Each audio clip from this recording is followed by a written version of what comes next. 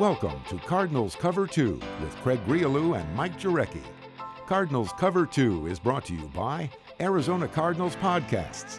Visit azcardinals.com/podcasts. From the Dignity Health Arizona Cardinals Training Center, here's Craig Grialou and Mike Jurecki. So did you notice, MJ, that you had your pick of spots in the parking lot this morning? I did. Not a lot of people here on a Wednesday, but for good reason. That is correct. The Cardinals held their charity golf tournament this morning at Whirlwind Golf Club, and all players in attendance, so no field work. And then much of the building, in fact, at the golf tournament as well. Everyone, well, you and I were not invited. Did not get asked to play. Of course, I don't play, so I didn't. Yeah, I wouldn't want to go out there and embarrass myself. No, I did go out there this morning, and as you mentioned, every player was out there. Now, some guys look the part. I just don't know if we got a camera or a GoPro on them, if they play like that. And a lot of guys talk the part, too. There were a lot of guys just driving the cart around, and they're obviously going to have some fun. And, you know, I'm sure there was breakfast out there and lunch. But really, it goes to Cardinal Charities. Absolutely. And they've done a great job. And so a great course. They've been doing it for years, and great participation. A lot of corporate sponsors, local sponsors, you know, advertisers. So it's always good to see the players kind of mingle with the crowd because they watch them on game day, and now they get a chance to meet them. And I'm sure every foursome had a Cardinal player in there, and that's exciting. And obviously, you know, it's about meeting new people and, you know, finding out what they do in life, not only what he does in life. Yeah, you get so caught up on what they do on just Sundays, you forget that these are people that have lives every other day. Yeah, and they have a family, and so they don't have the time. But, you know, great crowd out there. The weather was beautiful. That's just a great course if you've never been there. But, yeah, it was nice to see, and once again, great for Cardinal Charities. Absolutely, and a perfect day as far as weather as well here on this Wednesday. And with that, let's take off. Tell you what's ahead on the show. Not even a week, and Kyler Murray already on the cover of Sports Illustrated. A good first week for the Cardinals' new quarterback. We'll discuss how the Cardinals improved their passing game in 3 simple steps. We put the spotlight on 7th-round pick Temple defensive lineman Michael Dogbe, and of course your questions via social media using the hashtag CardsCover2. Hashtag CardsCover2. We'll do that a little bit later on here on this Wednesday. Now, you mentioned it's the first time as a Cardinal. I thought the cover was clever. Yes, we'll get to that. Yeah. It certainly was eye-opening, and again, we're just, 4 or 5 days removed from his selection. Not even a week, 6 days. Not even a week. No, but hey. It just shows you how much he's captured everyone's attention. Reports are he's continued to work out, so I'm sure they're all excited, and they'll be in town on Thursday. We already know what number he's wearing. They'll get fitted for their helmets and find out where their lockers are, and then to be on the practice field on next Friday. Absolutely. The news of the day, how about the newest Cardinals players? The team has signed 12 new rookie free agents following the draft. Remember, last year the number was 24, so half as many have signed. And there's a quarterback, Drew Anderson, out of Murray State. You've got 1 running back, 1 wide receiver, 2 tight ends.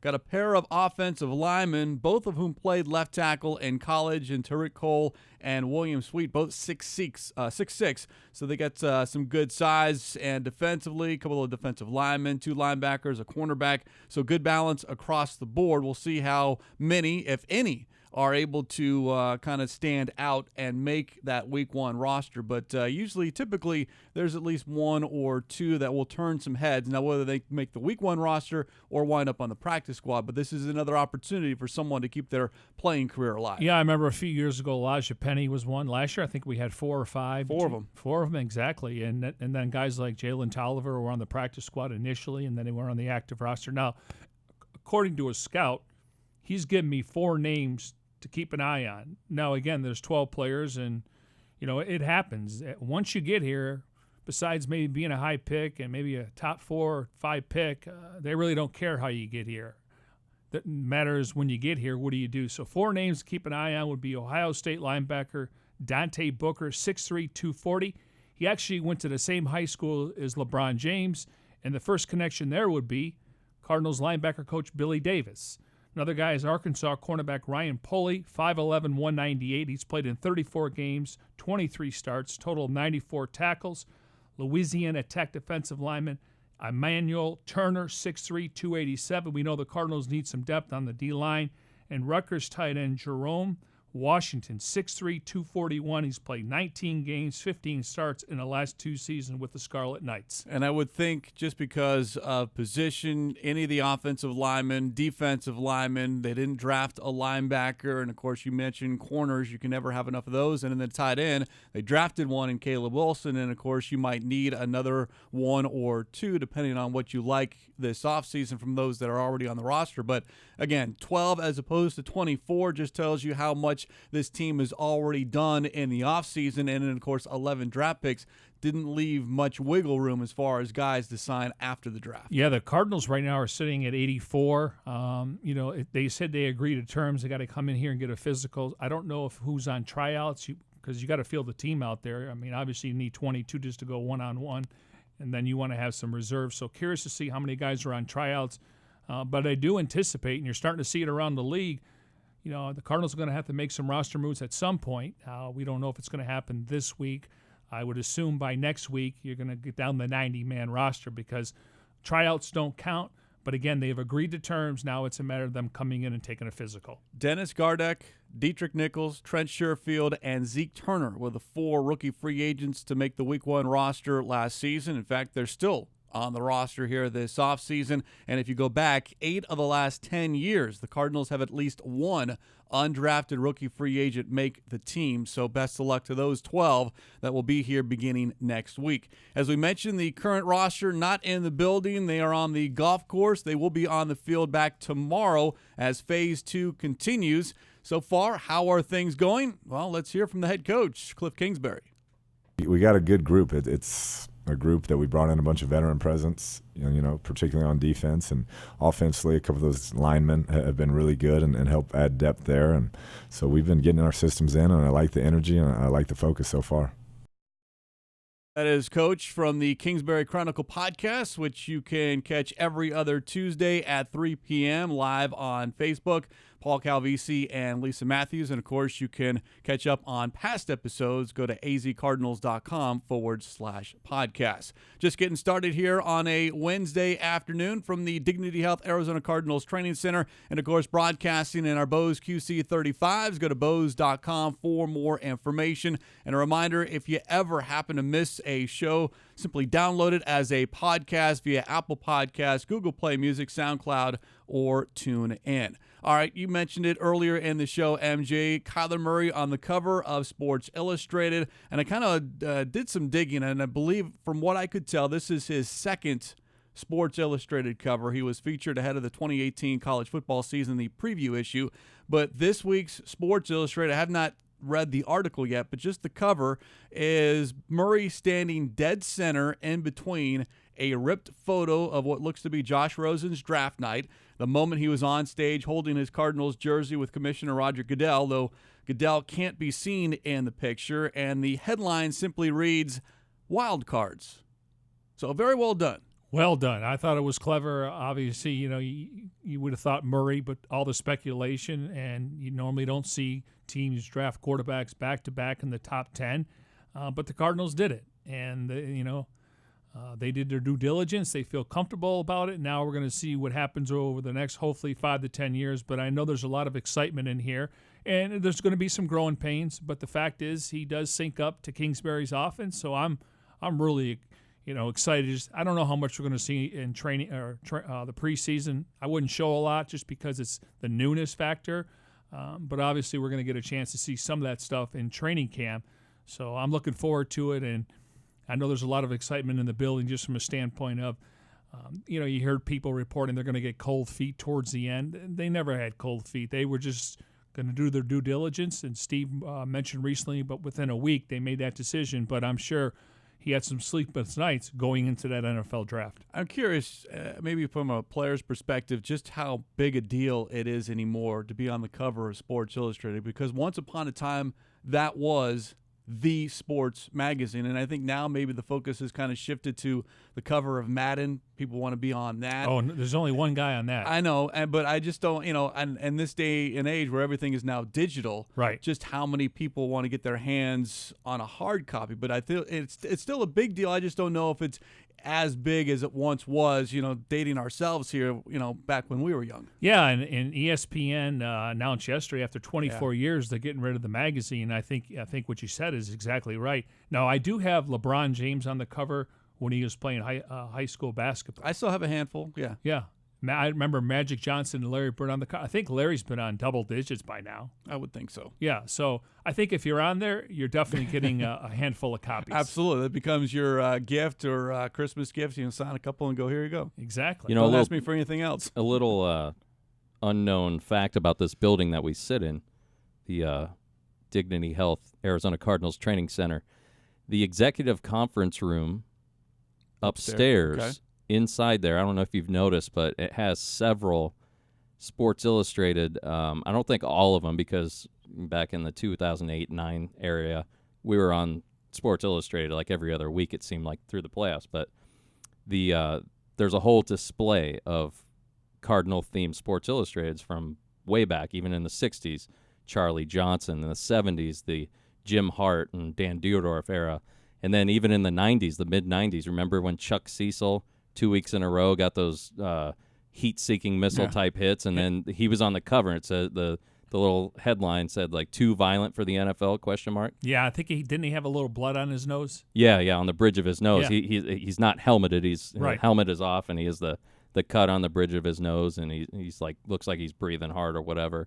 But, they just kind of, as a nod to the I'll have to history. check that out. It's pretty cool, yeah. For a minute there, I thought our producer Jim Homer was going to say a little-known fact. I, too, have been on the cover of Sports Illustrated. That would have been news to me. I was in the background I think that's once, where but- you're headed. I wasn't quite sure. But Well- the title of that one, the wild cards, as Yeah. Jurecki will remember this well. 1998 season when the Cardinals needed to win 3 straight games down the stretch. They ended up in Week 17 beating the Chargers, and then the Cardinals went on to play in the wild card game and beat Dallas in Dallas. But the Cardinals were kind of dubbed the wild cards, so it reminded me of the 1998 season. And I still have the T-shirt. I should bring it in sometime. It has like a deck of playing cards instead of like the king and queen or whatever. The little Cardinal logos in the corners. It was pretty cool. But Nice. I think back in the day, they were the cardiac cards. Yeah. Just the way they won. In the 70s, they were the Coryell years. Yep. They were known as the cardiac cards. Needing field goals way to back win in the it. day. Yeah. Chris Jackie.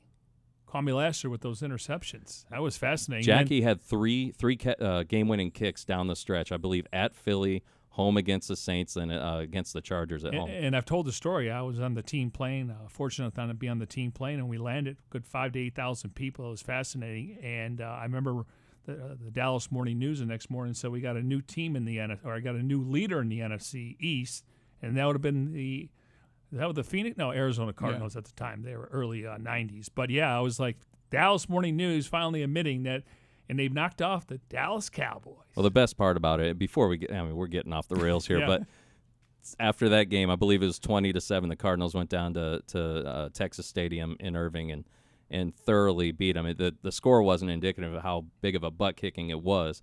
And just to see Deion Sanders on like Sports Center after, he looked like he lost his favorite puppy dog or something, and I was silently just wringing my hands in excitement over that. I know a lot of guys had good games. I remember Adrian Morrell's run. I think he was close, if not over 1,000 yards that season. Yeah, he scored on a shovel pass. But anyway, continue our show. How about that? Hey, Let's it's always fun to Hey, these are good reminisce. memories. Absolutely. Let's go down memory lane. I love it. And let's hope that there are more good memories for Kyler Murray that Amen. makes him wind up back on the cover. Who says of there's Sports no Illustrated. big red vault in the offseason? We just did a verbal big red vault.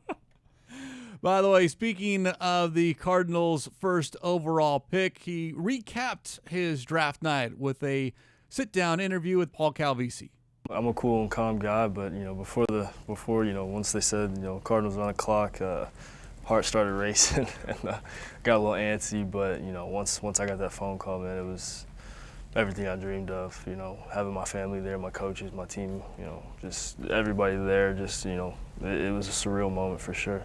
Do you rewind in your head? Do you get sort of a flashback? Does your life flash in front of your eyes for a moment? I was sitting there, and I tried to put myself in my younger kid self, just to think about. I've watched the TV, the NFL draft so many times, and just seen it all, and just wanted to be in that position, And then yesterday, being in that position, it was pretty crazy. Yeah. We were watching the draft, and of course the Cardinals, along with I want to say maybe 24 other teams, had a camera in their war room.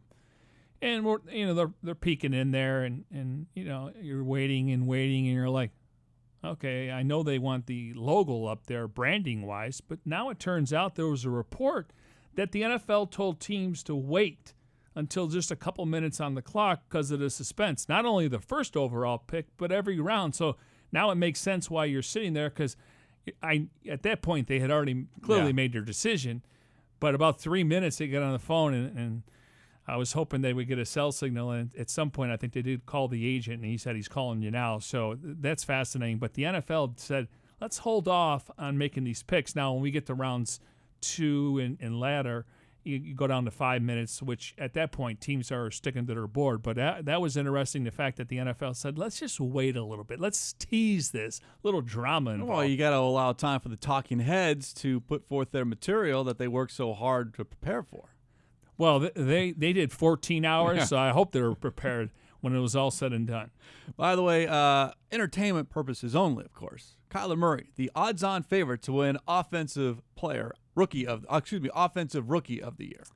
Well, I mean, just a talking point. Who are the other candidates? Basically, half a dozen. There were some wide receivers in there. There were some running backs in there. No other Cardinal players. No, I thought Isabella would get some. Obviously, he's talking league-wide. Like, who would be a candidate?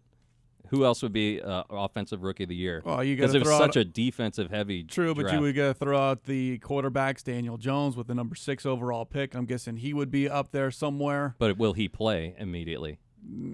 Probably not. That's going to be an interesting storyline in New York all season long. I have the list, but they also list his over and under, and I know we're going to have a question on social media today, so I'll get into what they're projecting when it comes to his stats for the upcoming season. Yeah, so we'll kind of pay attention to that. But, and just an interesting nugget, if you will, on what people believe could happen here coming up in 2019. And obviously with the Cardinals hiring Cliff Kingsbury, drafting Kyler Murray, there are steps 1 and steps 2 in trying to improve this Cardinals offense. And then part of step 3 was trying to find some pass catchers. Of the 11 draft picks, 4 pass catchers, including 3 wide receivers. And in going back and recapping the draft, NFL.com's Greg Rosenthal. Easy for me to say, MJ. He called the Cardinals passing game one of the most improved groups, considering on what they did just based off the NFL draft here in 2019. A quarterback, 3 wide receivers, and a tight end. He wrote, quote, Kingsbury's spread attack and Murray's combination of arm strength and running ability should provide a great preview of where the NFL is going over the next decade, unquote.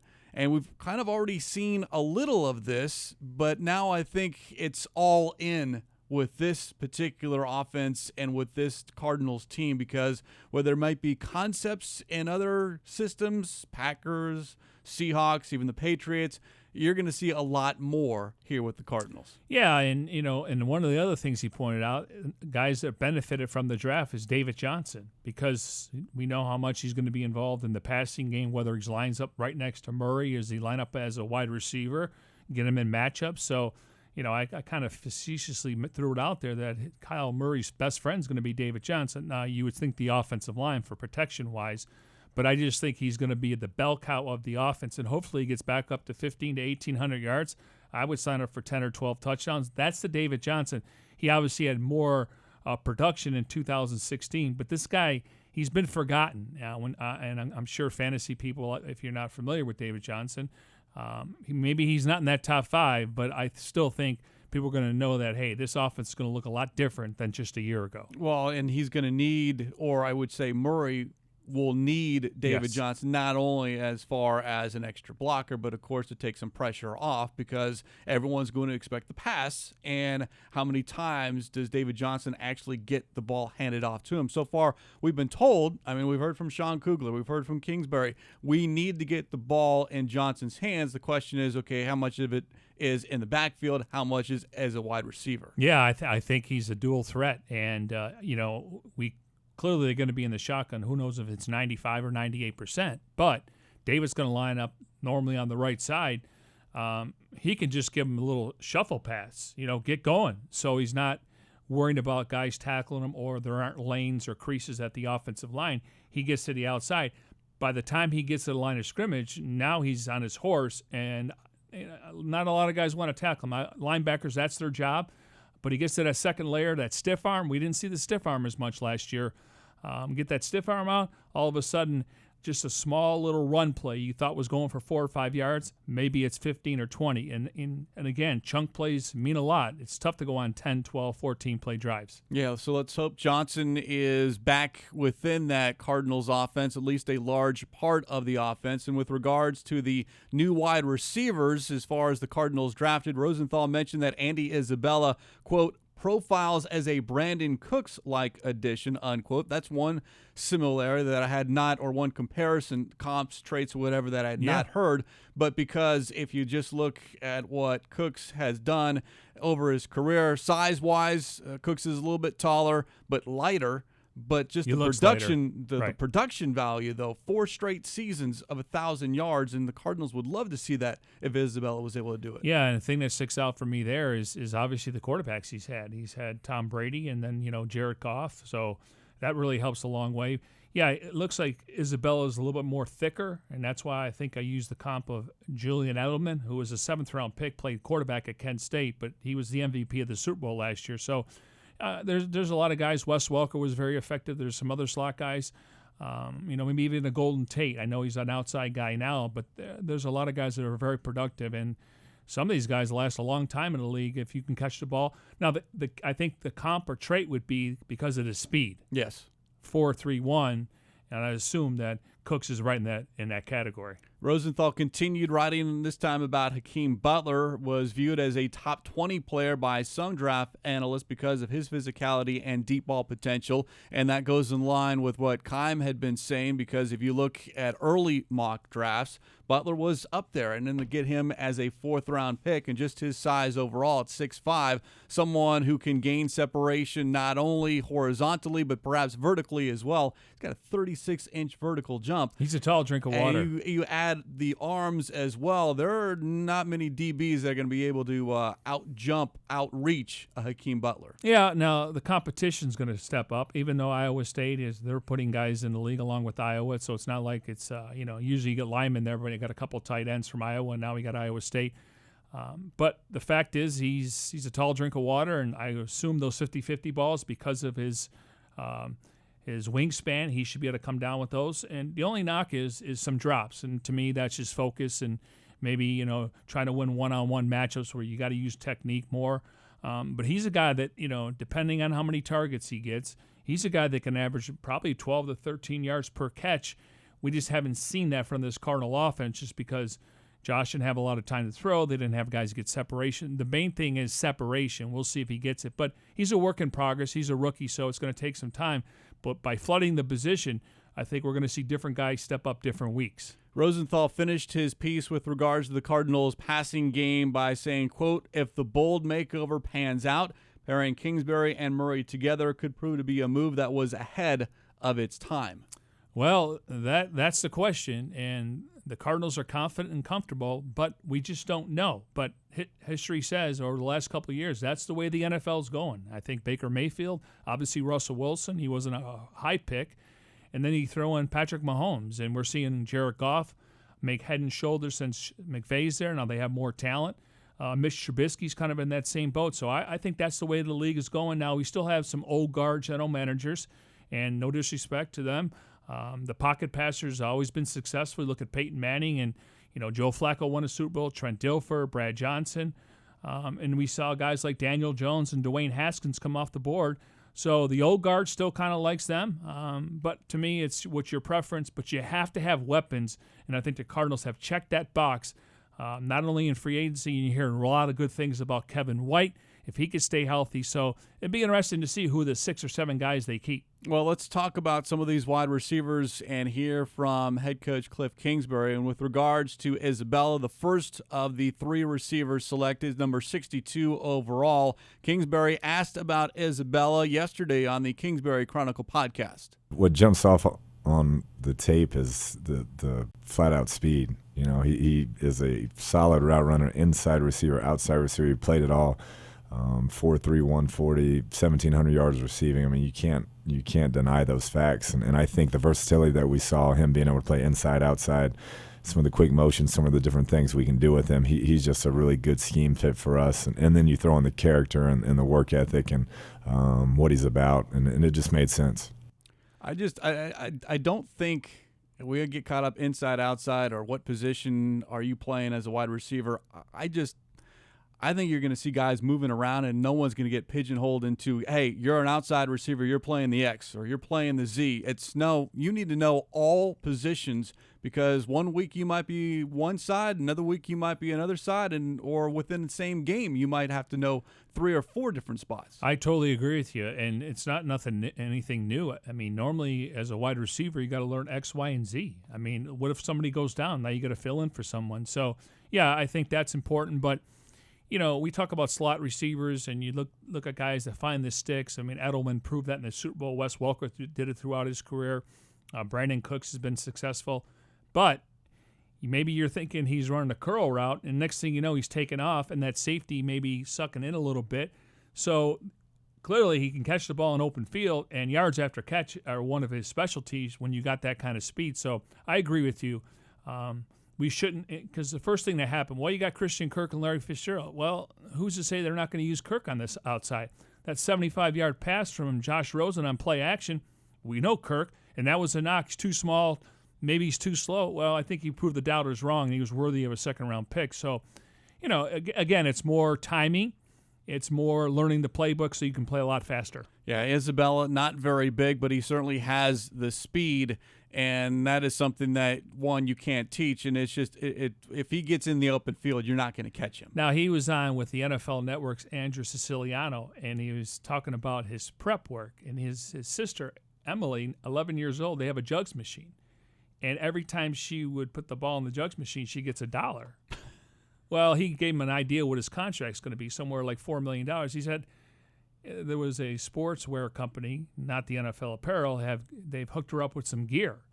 And Siciliano's like, no, you need to give her a lot more money. He says, well, we're working on that, but right now she's got a lot of gear. So when she goes out there and works a jugs machine with him, she's wearing the gear. She's got the gloves on. She's got all the gear on. So, but he gives her $1 for. I thought he would give her for $1 ball he dropped. It's every dollar he catches. Sign me up there. I mean, how long is a training session? Maybe he's on the jugs machine for 150 balls a day. I don't know. But he's got this jugs machine he bought, and they don't have the biggest yard, but he's catching passes from her. And then we showed the video of the string. That's fascinating alone itself. So it looks like a good story. Look forward to talking to him. They're going to be here next Thursday, so plenty of time to talk. There we go, right there. Look at that. The concentration. Look at that. Unbelievable. By the way, good work for an 11-year-old if you can get $1. It's better than cutting the grass, taking out true. the garbage. Maybe she's got to wash dishes now or something. I don't know. So Isabella provides the speed. Butler at 6'5" provides the height. Kingsbury raved about his 4th-round draft pick. He's kind of an athletic freak. When you look at the size, 6'6", 230, can really ran sub 4.5, plays tough, plays mean. I mean, has everything you want. We're going to keep working on his route running and continue to polish that, but have loved everything about him from a mentality standpoint. So he was one of those guys you were talking about a couple of weeks ago about. I saw a few guys competing against them that caught my eye. He would definitely qualify, right? Yeah, no doubt. He's a physical specimen and a huge presence when you're down on the field and watching him play. The way he plays, his physicality, the way he makes contested catches, he's up there with anybody. Again, that is Kingsbury on his very own podcast, the Kingsbury Chronicle podcast with Paul Calvisi and Lisa Matthews every other Tuesday, 3 p.m.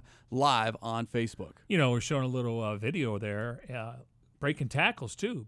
I mean, again, you see his arms; they go down to his knees. I would love to know what his wingspan is. I'm sure I can look it up, but his arms are so 50-50 balls, tracking balls in the air, winning the jump ball. That can go a long way. Again, got to get stronger at the line of scrimmage, press coverage, but obviously he's a work in progress. But Cliff has scouted this guy, maybe try to recruit him, it sounds like, and now he's on the Redbirds roster. Well, the chunk plays as far as that you keep talking about, because you can't have 10, 11 play drives every single possession, but you need those 20, 30 yards. Past 2 seasons, Butler recorded 10 catches of 50-plus yards, including 8 touchdowns of 40-plus yards. Cardinal wide receivers last season, 2 catches of 50-plus yards, both touchdowns, both by Christian Kirk. Wow. Well, like I said, I don't know because where they're going to line him up, and I would assume he's going to be your deep threat, the X guy. But, again, I think if he can average, I don't know how many times he's going to get targeted, but I think his average will be in the double digits. I don't know if it's going to be 15 or 16, just because when you start looking at how many times he caught a ball, I would like to know yards after catch. You mentioned 8 touchdowns coming from just big chunk plays, splash plays. But I think he can average double digits if they use him the way that his skill set says. Butler 6'5", Keyshawn Johnson 6'1". He left Fresno State as the school's all-time leader in both career receptions and receiving yards. Now you add all these 3 together, along with Larry Fitzgerald and Christian Kirk, and we're all excited about the new wide receivers because we all know the numbers. This offense, awful. The passing game, horrible. And it wasn't just the yards per game, but yards per play.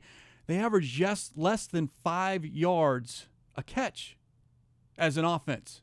So and it's not like they were throwing. Well, there were some games they were throwing before the sticks, but Josh didn't have. There were issues, time. And we know that there were issues. But I think we're all looking for that next big guy or guys to come up, and if it's not a Sherfield or a Chad Williams or a Jalen Tolliver, then you've got 3 guys that you just drafted, and I'll throw in Caleb Wilson, the tight end, because he's another big target who has shown flashes of speed or breakaway speed, and now all of a sudden maybe you've got a revamped wide receiver room that could potentially improve things dramatically. I mean, it can't get any worse, let's put it that way. Now, history says 2 out of 3 will probably have somewhat of an impact. Doesn't mean a guy can't be a rotation player. And I believe they're going to keep 7 wide receivers on the roster. And look, I don't need all 3 of them to be superstars. No, I understand. Just be reliable. Right. But when you draft a guy as high as they did with Isabella and you throw in Butler, I mean, they're expected.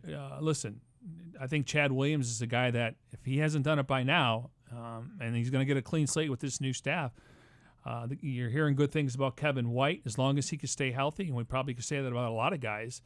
But, yeah, I look at Fitz, Kirk, Isabella, Butler, Johnson, Kevin White, Trent Sherfield. We'll see what Farrell Cooper's in the mix, Brian Mitchell. So they're going to flood the position, and they had to. I think it was an indictment on what they had on the roster. That's the reason why. And you were all over it, saying, I want 2. Well, let's go for 3 now. And, they'll bring in some undrafted free agents. But I think when you start looking at 4, 5, and 6, it's going to be interesting. But I think the draft picks right now have the upper edge just because where they were drafted and what they can do in Cliff's offense. Well, one of those rookie free agents, wide receiver A.J. Richardson, 6'2", 212 out of Boise State. So another guy. And they threw the ball a ton up there. So another guy that you can pay attention to that might do something here this season. So we continue here on this Wednesday on a Cardinals Cover 2, broadcasting from the Dignity Health Arizona Cardinals Training Center. And, of course, broadcasting in our Bose QC35s. Go to Bose.com for more information. We'll get to your questions via social media. Still got time to get those in using the hashtag CardsCover2, hashtag CardsCover2, using the number 2 to get involved in the show. 11 draft picks, MJ, and you've been on this, as going to be hard for all 11 to make the team, but they will be given every opportunity to make the team all the way. Well, Kyler Murray's making the team, but all the way down to the 7th round selections, and one of those 7th round picks is Temple defensive lineman Michael Dogbe. Here's what General Manager Steve Keim talked about Dogbe. He is, like a lot of Temple players, extremely tough, passionate. You guys may have a chance to hear the recording when we called him to select him, and I don't know that I've heard a player more emotional, which kind of makes you set back for a second, and it reminds guys like myself and Cliff and Michael Bidwell, who have the opportunity to talk to him, that regardless of whether you're a first pick or you're a 7th round pick, this is what it's all about. Making kids' dreams come true and giving them an opportunity to have success in life. So for me, got me choked up, made me realize that it's refreshing to draft a young man that's so appreciative. And I think that's the way he plays on tape. I think he had 7 sacks as an interior defensive lineman, which is outstanding, as we all know. Now, look, 7th-round draft picks face an uphill battle. Historically, fewer than half make their team. You forwarded me an article earlier today. It does, though, have an impressive list of players that have been successful. Hall of Famers. 9 of them, including former Cardinals safety Larry Wilson, a 7th-round pick. So, and then again, last season, Corey Cunningham, 7th-round selection, ended up starting a handful of games. So you can get it done. It just becomes harder because there's a shorter leash with guys as you get further away from that day 1, day 2 draft selection. Well, according to Mel Kiper, he thinks all 11 will make the roster. Now, the only reason I said that is I just think what they've added in free agency and what they've claimed on the waiver wire, I think would be difficult. But, hey, worst case scenario. You all right there, MJ? Yeah. I had a frog in my throat. Maybe it was a bug. But I just think worst case scenario is that some of these guys can land on the practice squad, but you are exposing them to the waiver wire, and you don't know which teams, had them. They were saying this year agents were calling teams right around the 6th round because they knew their guy wasn't going to get drafted. 80% of the deals were done by the 7th round was over. Before the draft was even completed. And I've never heard that before. I'm sure it's been going on for years. You wouldn't call somebody in the 5th round, but you can call a team and say, hey, do you think he's draftable? No, we're going to go the free agent route. All right, we're going to sign with you then. So that was interesting this year. But, hey, listen, worst case scenario, practice squad, and we know what happened last year between Sherfield and Tolliver, injuries. All of a sudden you get the call up, but you get to show up to the facility. You got insurance. You're getting paid. You're just like a player. Unfortunately, you don't travel, but you're at home games on Sunday. So it could be worse things, making about $120,000 when you're only on the practice squad. Yeah, with Dogbe listed at 6'3", 280 pounds, he entered high school at 155 pounds, left high school at 235, and now tips the scales at 280, but has that built at 6'3", asked on a conference call following his selection by the Cardinals in the 7th round. So, what are your strengths? My versatility and my nonstop motor. I can play inside, outside. I can play all along the defensive line. I did it all at Temple. For me, I'm a guy who's always going to run to the ball. I'm a guy who's going to, give his heart out every play. I play with tremendous strength, speed to power and pass rushing. I do it all. That versatility, being able to line up wherever along the defensive line, and you can hear the passion in his voice, and that's something that the Cardinals, specifically Kai, mentions every single time around the draft, that we're looking for guys who love to play on Sundays. Yeah, I can't wait for him to get a D-line number because he fits that jersey pretty good. If you want to make the case between Zach Allen and Dogbe, and I love the name. Imagine if the guy's guys that plays with his hair on fire, and because you can't have enough dogs on the team. But all of a sudden, when we talked about building some depth there, got Darius Philon, Corey Peters, Rodney Gunter, Zach Allen, Dogbe.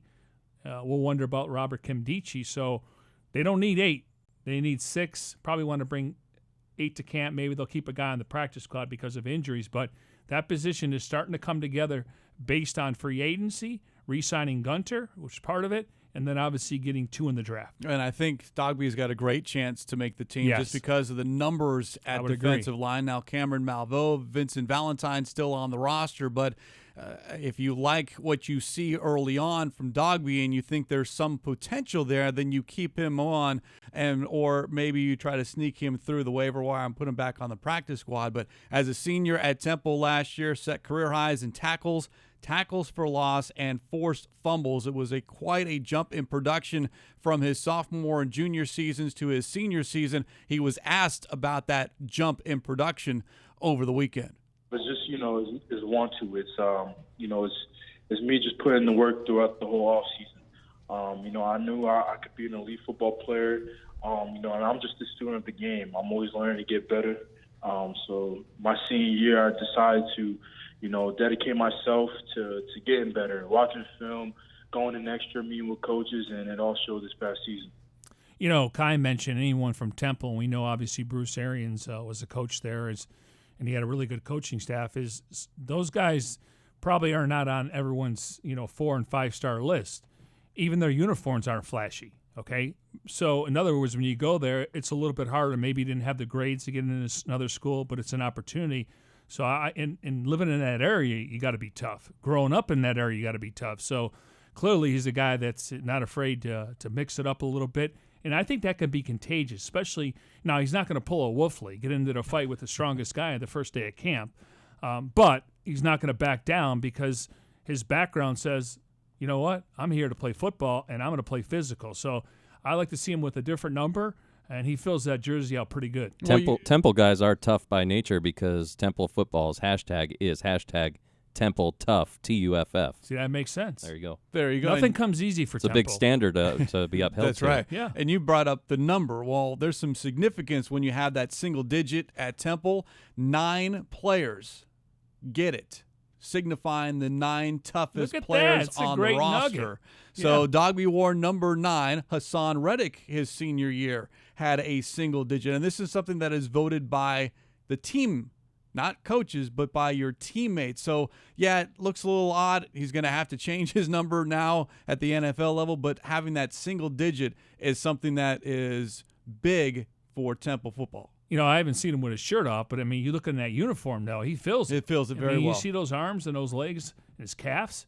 Yeah, again, he's going to have to play in the trenches, and, it's not easy. It's not fun. You get your head banged around, or your body at least.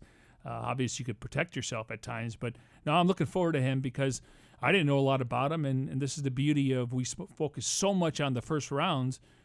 This is a quality player. And, again, Kuiper said he thinks all 11 are going to make the team.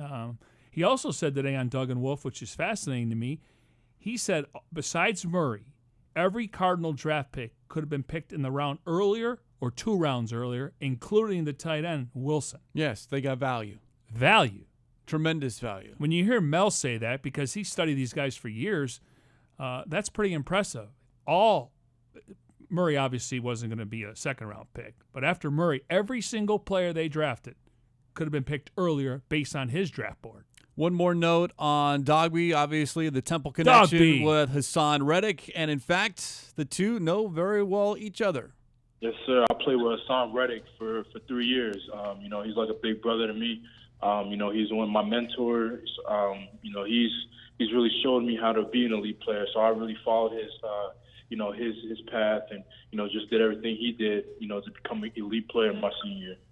So not only a great player, but also a great student. Dogbe has a degree in strategic communications and is pursuing his master's in entrepreneurship and innovation management.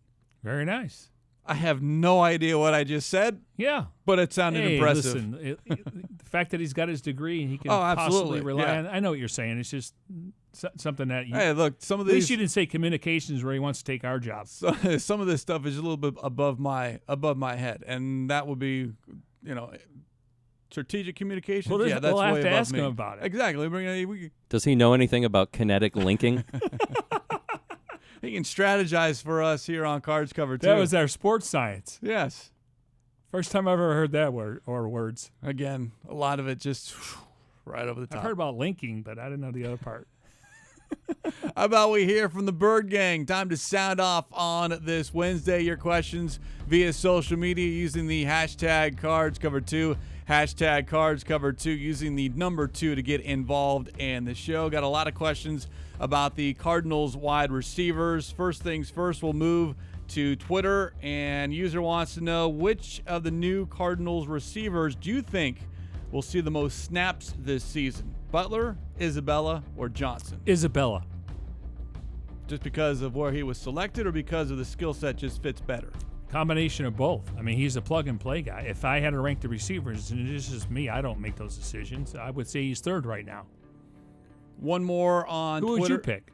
I'd go with Isabella, too. I mean, All right, he's going to... Since that's the given... All right, that's the given. I would say Butler. I would go Butler just because of the height, and that is something that separates him from everyone else on that Cardinals roster in the wide receiver room. Kai maintains that Keyshawn Johnson was one of the better route runners, not only in his conference, in the country. So, and they'll have time now to kind of separate themselves on the field. But just because of the height and the vertical, that stands out to me. But Isabella, to me, is going to get targeted more than the other two. But, hey, we all know injuries occur. I hope it doesn't happen. But just because I think you can build a case, he's the number 3 receiver right now. Well, in the quick passing game, too. Yeah, exactly. He fits that part. One more from Twitter. Speaking of pass catchers, user wants to know, how will Mr. Irrelevant fit in with the roster, assuming he makes the team? Well, I think he's got a good chance. Now, there is competition. They're going to keep 3 tight ends, I believe. Charles Clay, Ricky Seals-Jones, and I think Caleb Wilson has a chance. I mean, he was one of the better pass-catching tight ends in the conference, in the Pac-12. Obviously, some of that came from Josh Rosen, but he's not a blocker. In this offense, and if you watch some highlights, he has the ability to get in the open field with the size, and maybe a linebacker's chasing him or a 220-pound safety, and it looks like he has a little bit of a wiggle room in the open field. I don't know if he's going to run over people. It seems like he does run a little bit more to the middle of the field and try to take some angles, and that's fine with me because that's yards after catch. I wonder how much Kingsbury's offense will ask the tight end to block. Well, the base formation, they're going to be in what? 21 1 back, 3 receivers. Yeah, that's 21 personnel. Yeah, so I would think that Clay may be the blocker in that, where you want to get Ricky Seals to release a little bit. Sometimes you got a chip and a release, but I do think Caleb Wilson will be in the mix too. All right, let's move to Instagram. Is the Bird Gang sounding off here on this Wednesday? Another user wants to know about the receptions. Who gets more catches this year?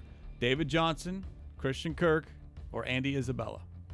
You didn't mention Larry Fitzgerald. No, we're just assuming that he'll lead the team in receptions. David Johnson. Wow. Okay. Now, Larry's going to lead it. No. I'm not saying leading the team, but of those 3, Johnson, Kirk, or Isabella, you picking Johnson? I'm torn because Kirk is a wide receiver, and he's going to get a ton of touches, jet sweeps, bubble screens, slot receptions. I'd probably say a close Kirk, but David is definitely going to get his share of. I don't know if he's going to get 1,000 yards receiving, but he's definitely going to be targeted because of matchups. Yes. And it's good to have options, too, if you're Kyler Murray. That's a good question because it didn't include Fitz. Never mind. One more, the transition here. Instagram user wants to know stat predictions for Kyler Murray's rookie year. Well, I'm not that smart enough to figure that stuff out, so I'm going to give you a guy from ESPN. I don't agree with this, but I'll give you what his thoughts were, and I'll give you mine. He's got Murray throwing for 3,600 yards, which is 200 yards per game, right, according to math? Yeah. This year, we're going to see a game or two. 300 passing yards? Kyler Murray, 300 yards, 3 touchdowns, and a rushing touchdown. Mark it down. At least one. We didn't have a single game last year. All right, he has him throwing 20 touchdowns, 14 interceptions. I know that rookies throw interceptions. I think he'll get 25 to 26 touchdowns. He hasn't been sacked 39 times. I think that should be lower based on his mobility. And it looks like he has him rushing 96 times for 531 yards and 3 touchdowns. I think he can go a little bit higher than that. Rushing yards? Yeah. Not 1,000. No, and put it this way. If he's rushing for 1,000 yards, I would there's sign problems. up for this. But that's part of who he is, though. Yeah, but I don't think this team wants him running a whole bunch. I get it, but I'm just saying in the open field, good luck catching this guy. I know he can slide, he can run on a bounce, live for another down. Maybe 531 is a good number. I'll take the under. You say 450 to 500? I would take the under on that. Okay, that's fair. It means he's not getting hit then, right? Exactly. Perfect. Save him for next season and the seasons after that. All right, back to Instagram, and now we're going to talk defense. User wants to know, do you think Byron Murphy will end the season as a starting cornerback, or is that job Robert Alford's? End the season or start the season? End the season. No, Murphy's going to start from week 1, in my opinion, at slot corner. No, I'm talking about... I know, no. End of season. Is it Patrick Peterson and Byron Murphy, or is it Patrick Peterson and Robert Alford? Robert Alford. Okay. You got a rookie over there. You can hide him inside. Not saying he can't do it long term. That was the idea. Bring him along slow. But Robert Alford's got experience. Robert Alford played with an ankle injury last year. He played because he knew this team needed him. Give me those guys. I take my chances with those guys on Sunday. I think it's going to be a great addition. They gave him a 3-year deal. He's excited to be here. He's going to get some opportunities opposite of Peterson. But I just think Byron Murphy needs to get stronger, okay? I think he could play the slot, but he is a rookie, and you're usually going against veteran receivers. So there's going to be some growing pains there too. And Alford has something to prove to himself, I think, more than anything, and into the rest of the league, because I think people have forgotten about him. And it's a good dilemma to have. The fact that you got a rookie waiting in the wings to take one of those spots, but right now, Patrick Peterson, Robert Alford on the outside. Appreciate the Bird Gang signing off here on this Wednesday. Keep your questions coming using the hashtag CardsCover2, hashtag CardsCover2. You want to talk draft, you want to talk offseason, you want to talk about the season ahead, all of that on the table. We'll get to your questions as we do Monday, Wednesday, and Friday. And Friday will be our next show here this week. And with that, special thanks to everyone behind the scenes as we close out this show. Tim Delaney, Jim Omohundro, Devin Henry, Jackson Sipes, my partner Mike Jurecki. I'm Craig Grialou. Keep those questions coming. We've got more draft talk ahead as we get you closer to actual on-field work. Phase 3 right around the corner and those organized team activities. We'll talk to you on Friday.